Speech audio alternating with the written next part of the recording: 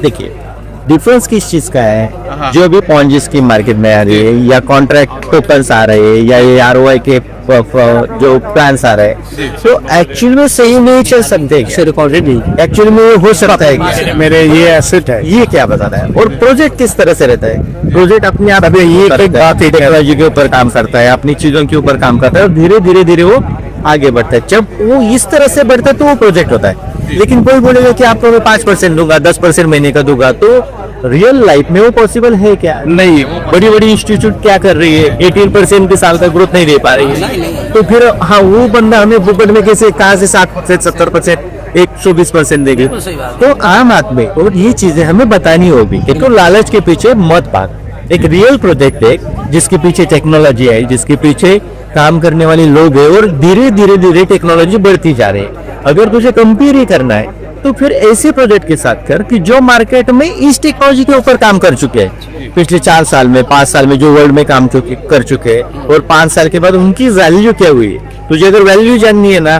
तो 10 project market के निकाल के देख कि पिछले 5 साल में उन्होंने क्या वैल्यू बनाई, और अगर 5 साल में वो वैल्यू बना सकते हैं वहां पे, बराबर है। हम तो इंडिया में फर्स्ट मूवर है, तो फिर हम क्यों नहीं बना सकते? वर्ल्ड की अगर पॉपुलेशन देखें तो 1/4 हमें, बराबर है। तो अगर 1/4 की कंट्री की पहली ब्लॉकचेन आ रही है और अगर उसको लोगों ने सही तरह से जाना, सही तरह से प्रमोट किया, सही तरीके से समझा, किसी भी गलत वे में नहीं, क्योंकि देखिए आप में से कोई भी गलत बोलेंगे तो बाय डिफॉल्ट वो किसका गलत वर्ड जाता है, तो हम लोगों से कोई गलत वर्ड जाना नहीं चाहिए। सब ठीक, हम जो है जिस तरह से प्रॉपर समझे। हाँ, किसी सवाल का जवाब हमारे पास नहीं है तो उसको बोलेंगे भाई आप नहीं दे सकता, मैं ये कर दूंगा, स्टडी करेंगे, पूछेंगे और फिर जवाब देंगे।